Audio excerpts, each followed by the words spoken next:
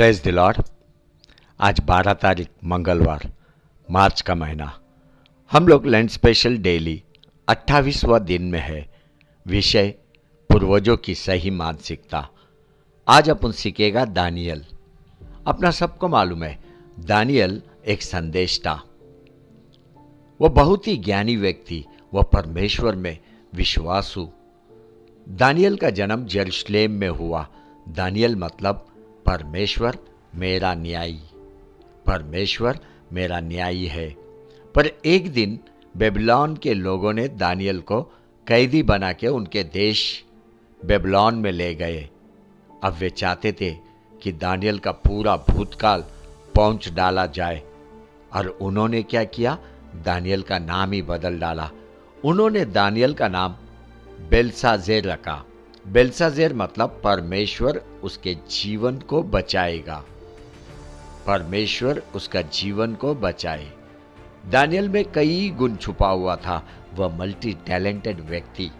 पढ़ते दानियल का किताब 5 अध्याय 12 वचन, क्योंकि उसमें उत्तम आत्मा, ज्ञान और प्रवीणता और सपनों का फल बताने और पहेलियां खोलने और संदेह दूर करने की शक्ति पाई गई।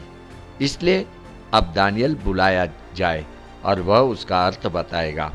दानियल में उत्तम आत्मा था। यह उत्तम आत्मा है क्या? परमेश्वर का आत्मा, परमेश्वर का आत्मा, पवित्र आत्मा दानियल में था। वह ज्ञानी, प्रवीण, सपनों का फल बताने वाला, पहेलियां खोलने वाला और संदेह दूर करने की शक्ति उसमें थी।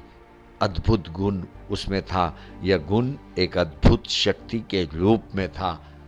यह शक्ति दूसरा कोई नहीं पर परमेश्वर का आत्मा। दानियल लोगों का संदेह दूर करने वाला व्यक्ति। अभी ध्यान से सुनना। दानियल में एक खास विशेष गुण लोगों का संदेह दूर करना। यह स्वभाव उसी व्यक्ति में पाया जाता है जिसमें एक भी नकारात्मक बातें नहीं। मैं वापस बोलता हूँ, यह स्वभाव उसी व्यक्ति में पाया जाता है जिसमें एक भी नकारात्मक बातें नहीं। अगर आपको दानियल जैसा बनना है तो उसकी तरह प्रार्थना करना सीखना है। दानियल में एक क्रमांक था, प्रार्थना में एक क्रमांक। जब मर्जी तब उसने प्रार्थना नहीं किया, पर जब भी प्रार्थना किया उसने अपने ठहराए हुए समय में प्रार्थना किया। 3 बार प्रार्थना करने वाला व्यक्ति, लेकिन वह भी अपने ठहराए हुए समय में। इतना ही नहीं, उसका प्रार्थना का स्थान भी ठहराया हुआ था। वो जगह भी कभी बदलता नहीं था। एक ही स्थान में प्रार्थना करने वाला व्यक्ति प्रार्थना करते समय में भी यरूशलेम की तरफ अपना मुख करके प्रार्थना करता था। आप भी तेरे जीवन के लिए एक क्रमांक बना। क्रमांक जीवन में बहुत जरूरी है। कम से कम हर दिन 10 मिनट ठहराए हुए समय में प्रार्थना कर। जगह भी ठहराया हुआ होना चाहिए। ठहराया हुआ समय मतलब तूने जो समय ठहराया या निर्णय लिया। उदाहरण, अगर सुबह 6 बजे तू प्रार्थना करने का निर्णय लिया तो हर दिन करेक्ट 6 बजे आपको जाके प्रार्थना में बैठना है, वो भी 10 मिनट। जब मर्जी आएगा तब नहीं, कभी 5:45 को, कभी 6:05, ऐसा नहीं।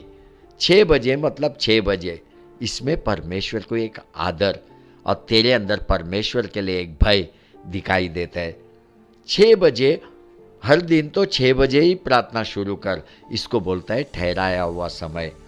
आज विश्वासी 1 घंटा, 2 घंटा, 3 घंटा प्रार्थना कर रहा है, लेकिन उनके प्रार्थना जीवन में ठहराया हुआ समय नहीं है, ठहराया हुआ स्थान भी नहीं है। मैं आपको बताता है, अगर हर दिन आप 10 मिनट ठहराए हुए समय में प्रार्थना शुरू करेगा, 15 दिन के अंदर परमेश्वर का आत्मा से तू भर जाएगा। एक नया शक्ति को अनुभव करेगा। तू ज्ञान से भर जाएगा। तेरे जीवन का सारा संदेह निकल जाएगा। आपको मालूम है, संदेह ये एक नकारात्मक शक्ति है जो कई लोगों को सालों से बढ़ने नहीं दे रहा है।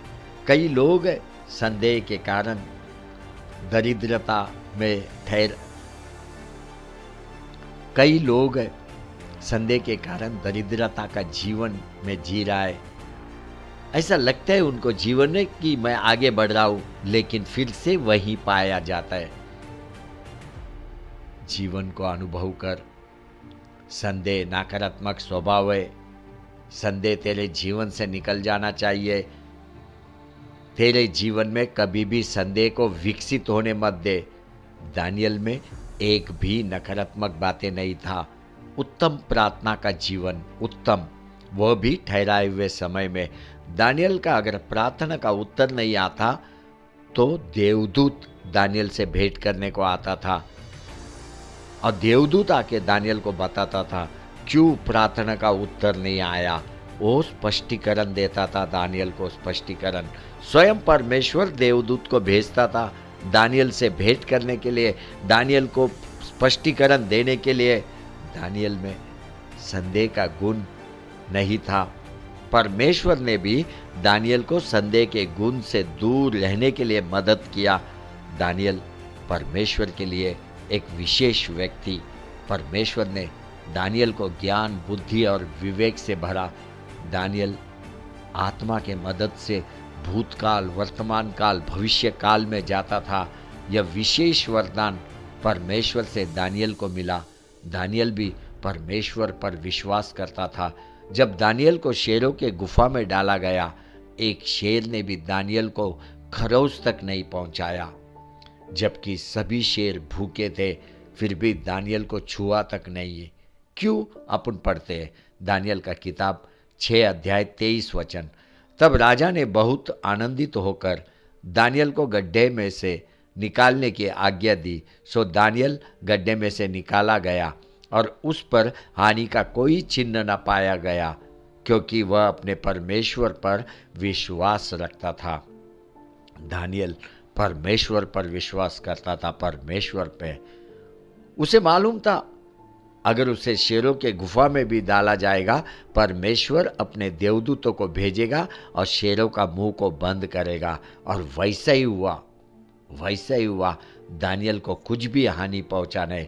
दानियल के मदद के लिए मिखाइल देवदूत दानियल को संदेश स्वर्ग से लेके आने के लिए गैब्रिएल देवदूत, शेरों की गुफा में दानियल के लिए नियुक्त किए गए देवदूत भी आके वहां ठहरे। दूसरे शब्द में प्रार्थना का जवाब लेके देवदूत आता था। देवदूत, परमेश्वर का दृष्टि दानियल पे था। संकट, समस्या, दरिद्रता कभी भी दानियल को घेरा नहीं, कभी भी दानियल को नुकसान नहीं पहुंचाया। दानियल ने अंत के दिनों के विषय में भी भविष्यवाणी लिख के रखा। अंत के दिनों के विषय में दानियल का किताब आप पढ़िए, आपको अंत के दिनों के विषय में भी मालूम पड़ेगा। और दानियल का जो मल्टी टैलेंट, मल्टी गुण है, वो भी आपको समझ में आएगा। हालेलुया, हालेलुया, आमेन, आमेन, आमेन।